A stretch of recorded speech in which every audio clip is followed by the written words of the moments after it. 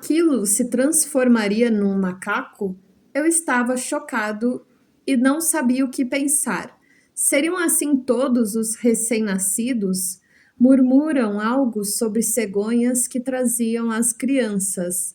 Mas como seria então quando se tratasse de uma ninhada de cães ou de gatos?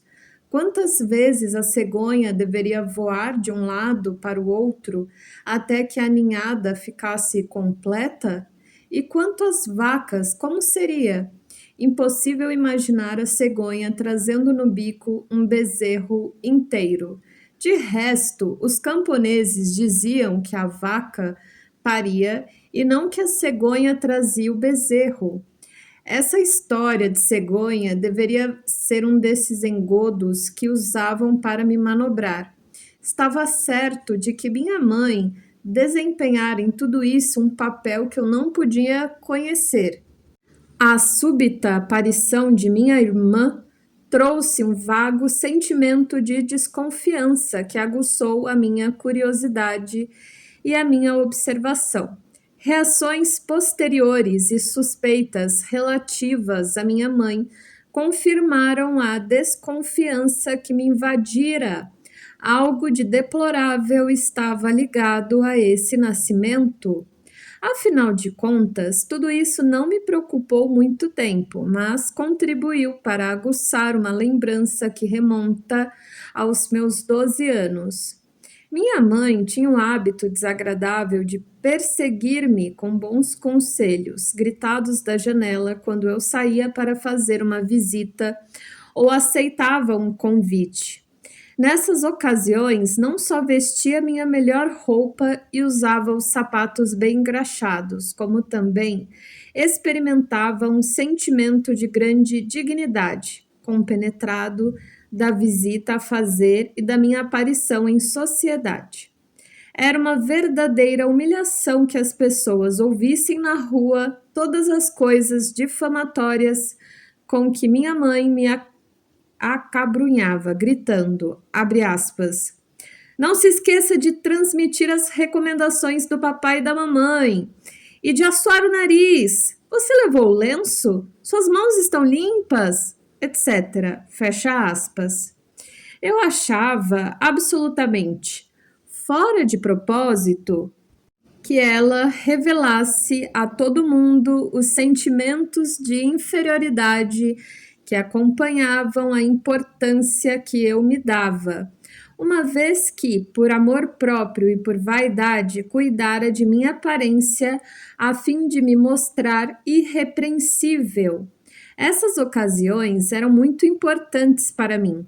Indo para a casa dos que me haviam convidado, eu me senti importante, respeitável, como sempre acontecia ao usar a roupa de domingo num dia de semana. Mas o quadro modificava-se consideravelmente à vista da casa estranha. Minha impressão era de que a grandeza e o poder das pessoas que estavam lá me esmagava. Sentia medo e minha pequenez gostaria de desaparecer sob a terra. O carrilhão que ressoava no interior da casa parecia um mau presságio. Desamparado e cheio de temor, sentia-me como um cão perdido. E quando minha mãe me havia preparado convenientemente antes da visita, era pior ainda. Minhas mãos e meus sapatos estão sujos, esqueci de trazer o lenço, meu pescoço está encardido. Tudo isto ecoava em meus ouvidos. Então, por teima, não transmitia as recomendações enviadas, ou, sem qualquer motivo, ficava tímido ou amuado quando a situação se tornava quase insuportável. Pensava no meu tesouro secreto do sótão e isto me ajudava a reencontrar a dignidade humana. Lembrava-me, em minha perplexidade, de que era também o outro, aquele que possuía um segredo inviolável, a pedra e o homenzinho de fraque e cartola. Não me lembro, em minha juventude, de ter relacionado o Senhor Jesus, os jesuítas de batina preta, os homens de fraque e cartola à beira de uma sepultura, a cova na campina que conduzia ao templo fálico subterrâneo, com o homenzinho do meu estojo de canetas. O sonho do deus ictifálico fora meu primeiro grande segredo. O homenzinho, o segundo. Hoje, porém, tenho a impressão de que naquela época senti um vago parentesco entre a pedra da alma e a pedra na qual me sentava. Até hoje, aos 83 anos de idade, instante em que escrevo estas memórias, não vejo com clareza as relações que ligam entre si minhas mais antigas lembranças. Elas são como que rebentos isolados de um mesmo rizoma subterrâneo, ou as estações de uma progressão evolutiva inconsciente. Enquanto se tornava mais impossível encontrar uma relação positiva com o Senhor Jesus, eu me lembro que aos 11 anos a ideia de Deus já começara a me interessar. Rezava a Deus e isso me dava uma certa satisfação, pois não me enredava em sentimentos contraditórios. Deus não se complicara devido à minha desconfiança. Não era um homem de batina preta, nem o Senhor Jesus, representado nas imagens com vestes coloridas, tratado tão familiarmente pelas pessoas. Deus era, muito pelo contrário, um ser único e, segundo eu ouvira dizer, impossível de ser representado. Seria talvez algo assim como um homem velho, muito poderoso, mas para minha grande satisfação diziam: você não deve representá-lo segundo qualquer imagem ou semelhança. Não se podia tratá-lo familiarmente como ao Senhor Jesus, que estava longe de ser um segredo. Comecei então a desconfiar de uma certa analogia com o meu segredo do sótão. O colégio me aborrecia, tomava muito do tempo que eu teria preferido consagrar aos desenhos de batalha ou a brincar com fogo. O ensino religioso era terrivelmente enfadonho e as aulas de matemática me angustiavam. A álgebra parecia tão óbvia para o professor, enquanto que para mim os próprios números nada significavam. Não eram flores, nem animais, nem fósseis, nada que eu pudesse representar, mas apenas quantidades que se produziam contando. A minha grande confusão era saber que as quantidades podiam ser substituídas por letras que são sons, de forma que se podia ouvi-las. Para minha surpresa, os outros alunos compreendiam tudo isso com facilidade. Ninguém podia me dizer o que os números significavam e eu mesmo não era capaz de formular a pergunta.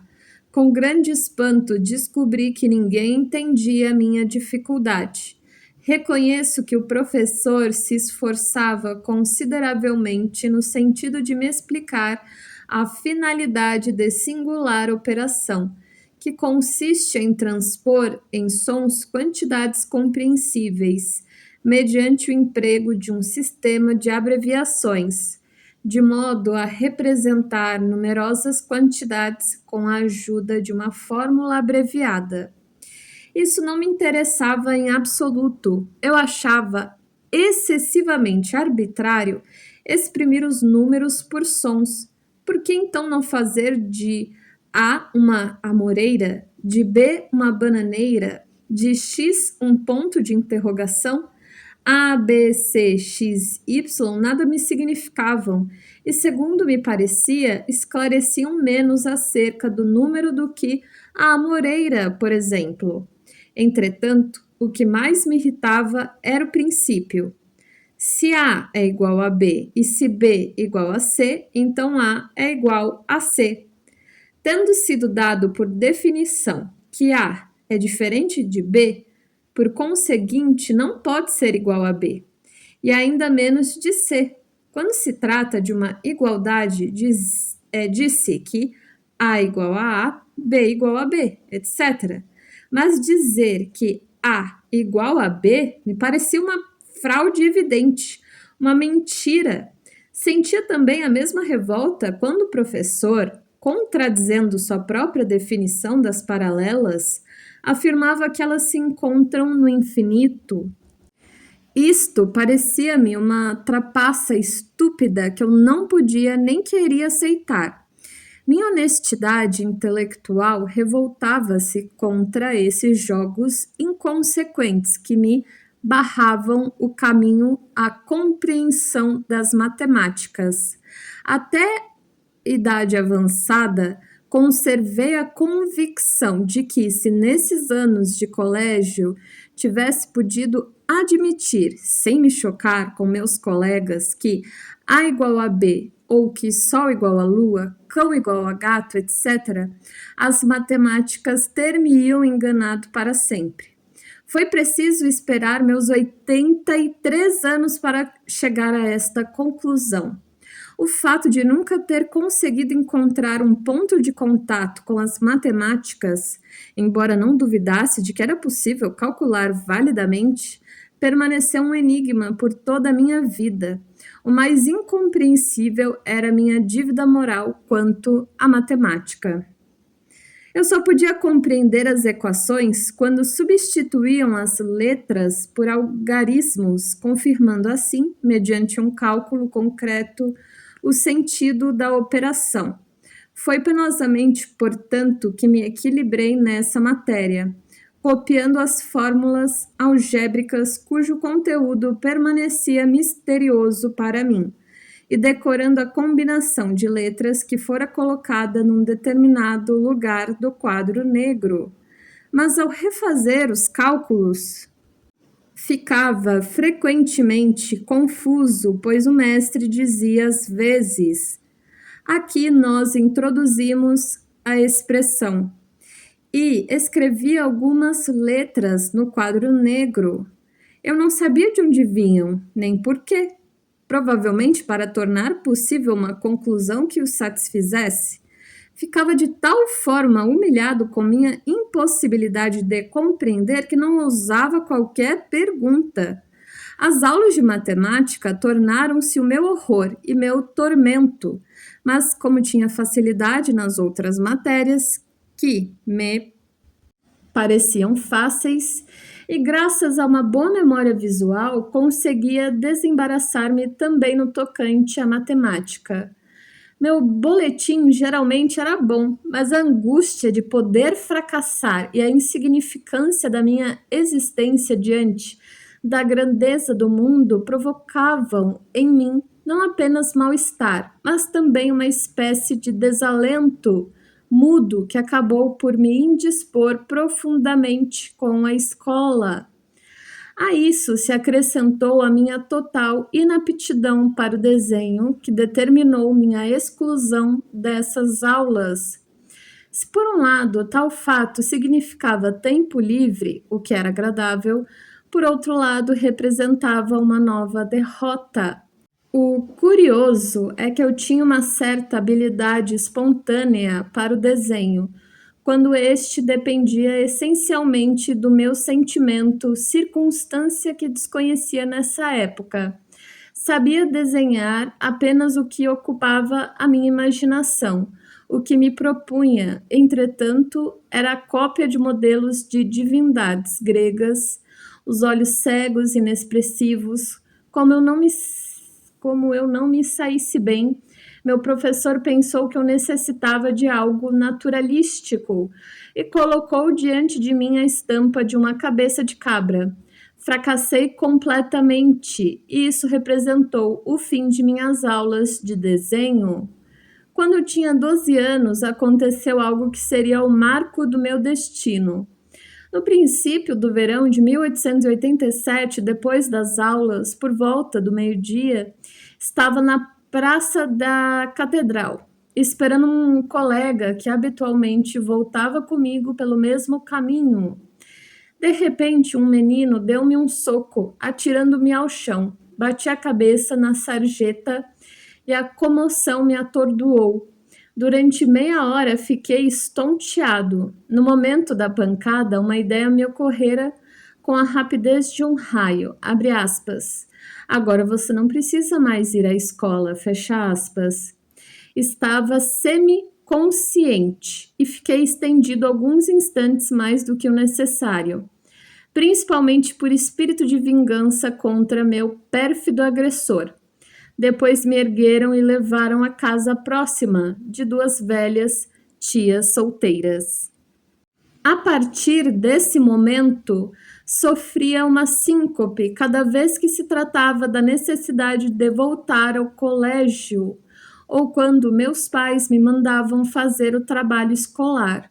Durante mais de 6 meses faltei às aulas e isto foi para mim um achado.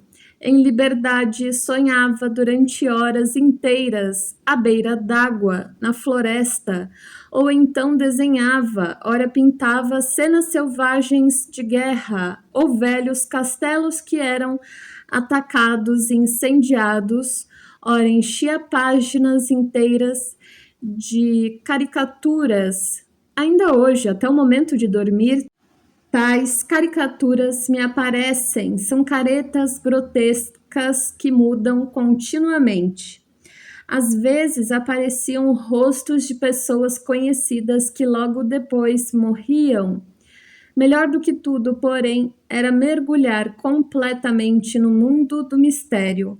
A ele pertenciam as árvores, a água, os pântanos, as pedras, os animais e a biblioteca de meu pai. Era maravilhoso, entretanto, eu me afastava cada vez mais do mundo, com um leve sentimento de má consciência.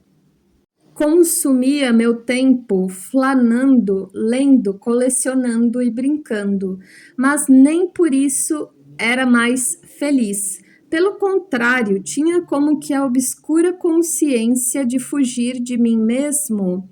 Esquecera completamente como tinha chegado a essa situação.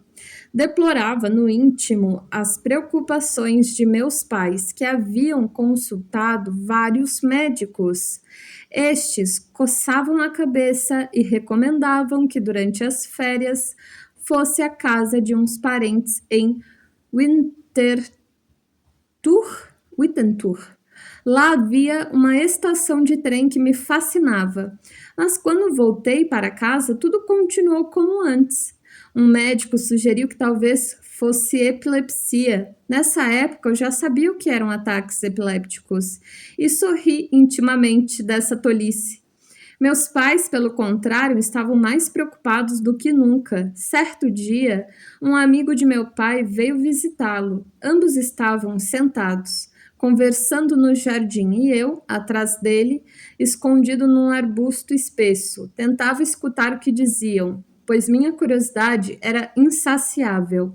Ouvi o primeiro dizer: "E seu filho, como vai?" Meu pai respondeu: "Ah, é uma história penosa. Os médicos ignoram o que ele tem. Falaram em epilepsia.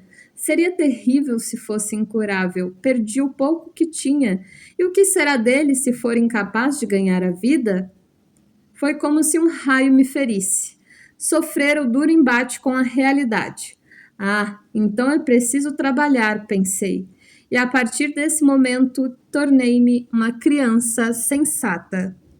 Retirei-me cautelosamente, entrei no escritório de meu pai e, tomando uma gramática latina, procurei aplicar-me num esforço de concentração. Ao fim de 10 minutos, desmaiei, quase caindo da cadeira, mas pouco depois me senti melhor e continuei a estudar. Com todos os diabos, não vou mais desmaiar, disse comigo mesmo e prossegui, tentando ler. Depois de um quarto de hora, mais ou menos, sofri uma segunda crise. Ela passou como a primeira. E agora você vai trabalhar de verdade, esforcei-me. E ao fim de meia hora, adveio a terceira crise. Não desisti e trabalhei mais uma hora, até sentir que os acessos tinham sido superados. Subitamente me senti bem melhor do que nos meses anteriores. Com efeito, as crises não se repetiram mais, e a partir desse momento comecei a estudar gramática diariamente e voltei aos meus cadernos de escola. Algumas semanas depois, retornei ao colégio e as crises não reapareceram. O sortilégio fora conjurado. Foi assim que fiquei sabendo o que é uma neurose. Pouco a pouco, a lembrança de tudo o que ocorrera se avivou e compreendi nitidamente que eu mesmo montara toda essa história vergonhosa. Talvez por isso nunca me irritei contra o colega que me derrubara. Ele fora de alguma forma designado e eu colaborara por meu lado. Numa espécie de arranjo demoníaco, tal coisa não deveria se repetir. Senti uma espécie de raiva contra mim mesmo e também de vergonha, pois sabia que estava em falso diante de meus próprios olhos. Fizeram fiasco, a culpa era somente minha. Eu tinha sido o deplorável desertor, né? A partir desse momento, não podia suportar que meus pais se preocupassem comigo ou falassem de mim num tom de compaixão. A neurose fora meu novo segredo, mas um segredo vergonhoso, uma derrota. Entretanto, ela me encaminhara ao amor da precisão e a uma diligência peculiar. Comecei a ser consciencioso diante de mim mesmo, e não somente a fim de aparentar valor. Levantava-me pontualmente às 5 horas e às vezes estudava das 3 às 7 da manhã.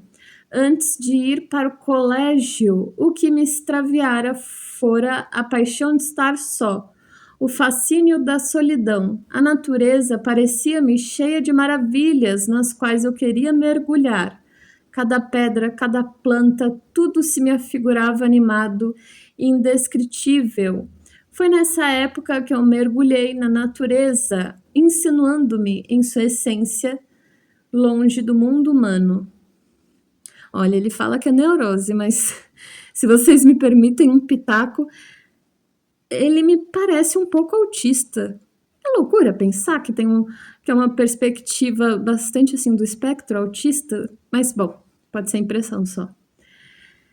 Na mesma época, ocorreu outro acontecimento importante, enquanto eu percorria o longo trajeto entre Klein Hunigen, lugar onde morávamos, e a escola em Basileia. Tive a sensação arrebatadora de emergir de uma névoa espessa, tomando consciência de que agora eu era eu. Era como se atrás de mim houvesse um muro de névoa, além do qual eu ainda não existia. Nesse instante, preciso, eu me tornei eu por mim mesmo. Antes eu estivera lá, mas tudo se produzia passivamente dali em diante eu sabia. Agora eu sou eu, agora eu existo.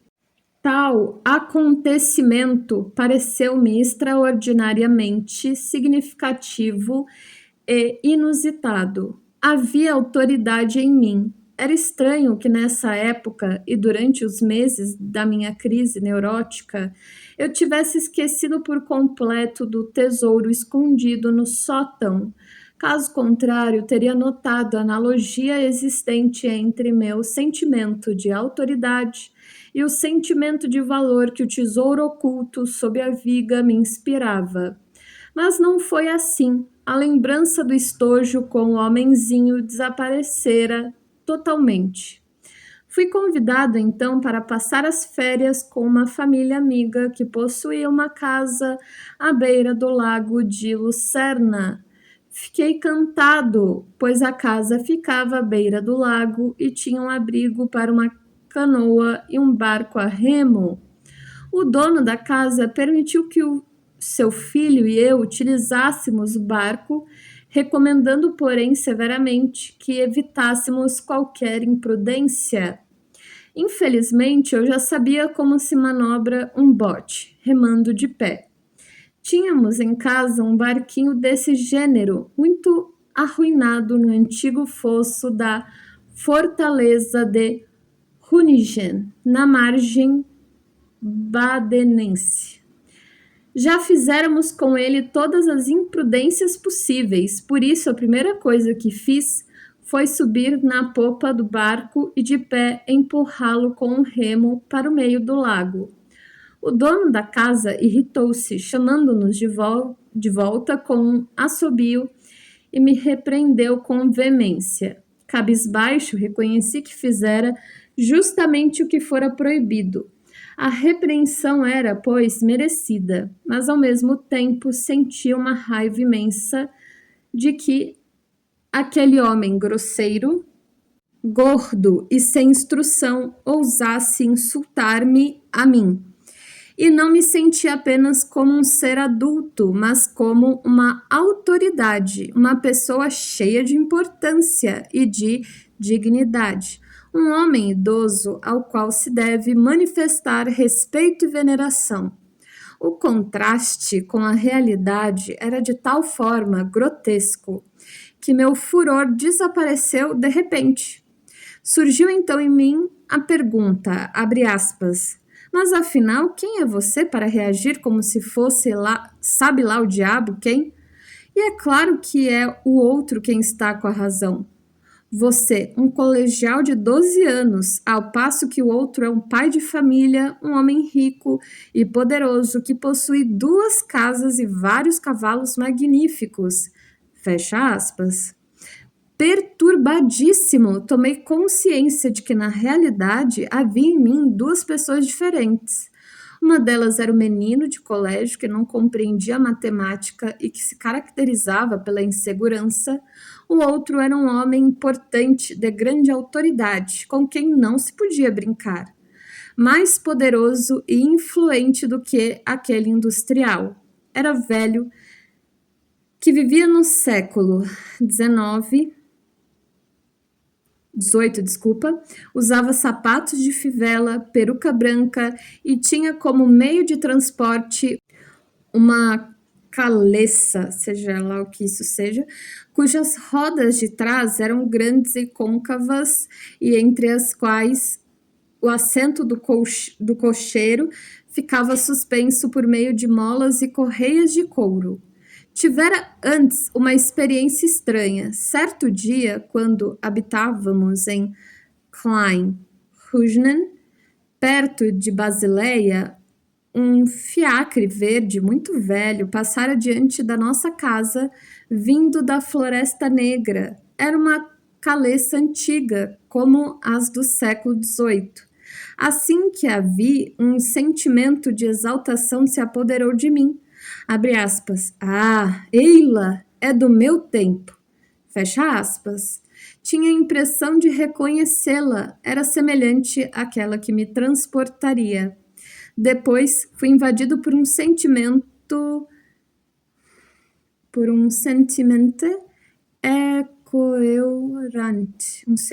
ecoante, como se eu tivesse sido roubado e ludibriado no tocante ao meu amado outrora. O fiacre era um vestígio daquele tempo.